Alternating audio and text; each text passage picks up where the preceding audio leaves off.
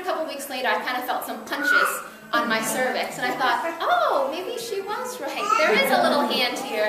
And I went 2 weeks past my due date, and she said, okay, well, let's try to get, have a non-stress test, so just make sure everything's going okay.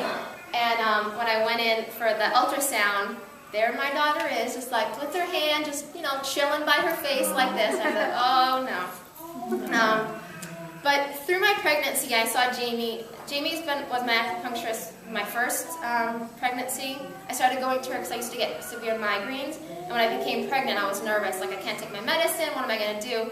And she's the first person I call. If I'm sick, if my daughter's sick, if my son's sick, if my husband's sick, if my mom's sick, she's just, her knowledge base and understanding of women's health and, all family health really, but children's health is just, she's just amazing.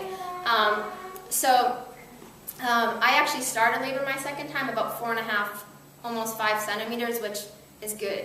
You want to start labor as like close to the number 10 as possible. So that's pretty cool. And it's funny because she was actually going to be at my labor, and she was deciding to go on a trip, and her trip was going to be July 4th. Well, my due date was in June. So before, she's like, do you think I'm going to try to go away July 4th. You think that's okay? And I'm like, I'm not still going to be pregnant in July. Like, my due date's in June. Well, my daughter was born in July. So I was like, So I went for my non-stress test, and Jamie, why I brought her up, thankfully she warned me. She said, just let him know, Sergio, who was the guy who was doing my test, just make sure he doesn't tell you how big your baby is, because he has a tendency, and the hard thing is he's usually pretty good about guessing how big your baby is. And you don't need to know, even if the baby's 7 pounds, you don't need to know any numbers, because that baby has to come out anyway, so it's still a 7-pound thing, coming out of you. So it's like, I was like, please don't guess, don't tell me, like, nothing.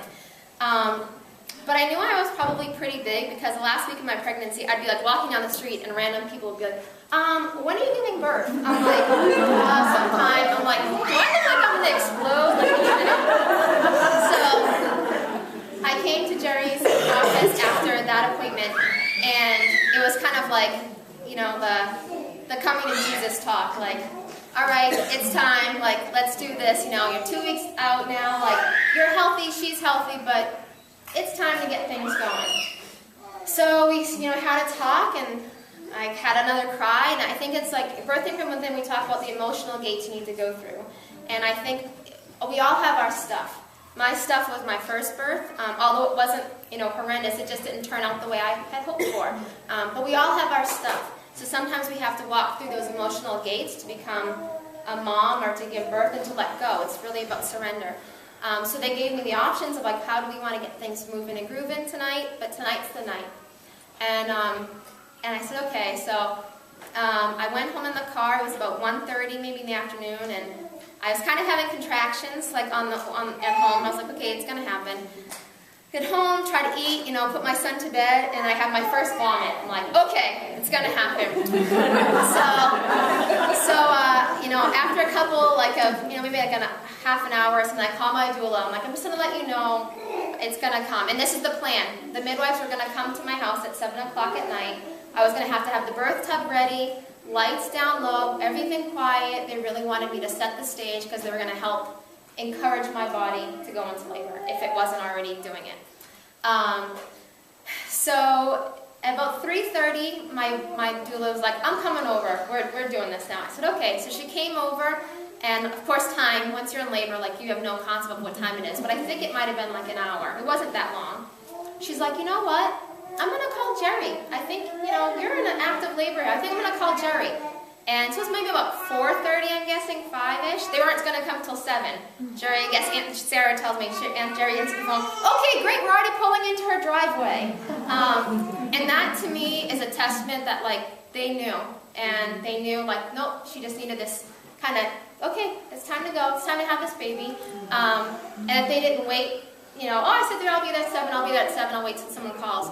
They were already at my house knowing, and then the first time they checked me, I was already 10 centimeters dilated. So had they waited till 7, it would have been a little bit late. But the way my body too works is that I pushing is a long time for me. So with my son, I had to push for a long time. With my daughter, too. And that was another emotional thing, you know, like believing that I could actually push this child out. Because for my son, I needed some help because of his position. And of course, in my mind, I could feel my daughter's hand. So Jerry and, you know, Heather were like, tell her, move her hand, move her hand. So as I'm pushing, I'm like, move your hand, like, and I was telling her, like, come on, little lady, like, pull it back, pull it back. And I had to push for a long time. And there were different times I remember sort of being like with my husband pushing in different positions, in and out of the tub. And this is something I said I wanted. I wanted to be able to decide myself, but I also wanted some direction. And that's what I had talked to them about before. Like, I really wanted somebody who knew, like, okay, Danielle's got it for a little bit. Okay, let's step in and give some suggestions. And that was really exactly what ended up happening at my birth. There would be times like I could just do what I wanted, and there'd be times that I would hear Jerry say, let's try to get back in the tub. Okay, let's get out. One of the times in my labor that was really sort of visual for me is that I was on the toilet. If you have a natural birth, it's not super sexy because a lot of times you probably are going to sit on the toilet more than you probably think that you will. So as a doula, I've spent more time in bathrooms than I thought that I would ever. But so I was like on the toilet, and I remember like looking. And it's funny, when I go to the bath now in my house, like I still have visions of like these women like sitting around me.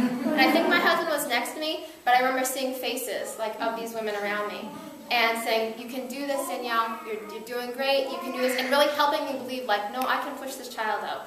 And at one point, I remember Katie saying, like, you're giving her the most gentle birth, like, you're giving her the most gentle beginning to her life. And that was a good trigger for me, that it was like, okay, like, she doesn't have to rock it out here, like, I can do this, and my baby knows what's doing it, and so, like, you will hold on to these, like, things that will really help you get over that hump. And I said, okay, yeah. I'm giving her a gentle beginning. You're right. Okay, I can do this. And finally, at one point, I was suggested to get back in the tub. And I remember Heather said, how about you move your leg like this? And once I moved my leg like this, she was like, shh. I'm like, oh, no. But even like in the tub, like when I was in the tub, you know, they suggested, my husband is shy, you know, and I could see visions of him kneeling down, like praying, because he's like, please let this baby come out, you know. And I remember hearing them say, like, get in the tub with her, get in there. So he got to, this experience was healing for him also, because it was like in our bedroom and in the tub, and he got to be there and be involved. And finally, when she was born, I remember like her head coming out, and Heather was like, breathe, breathe, Danielle, just breathe, like let her come out slowly. And I remember thinking like, hell no, she's coming out, like I'm done, like get this done. But so when she was born, and you know, as much as it was peaceful and calm, and I mean as wonderful as I could have imagined.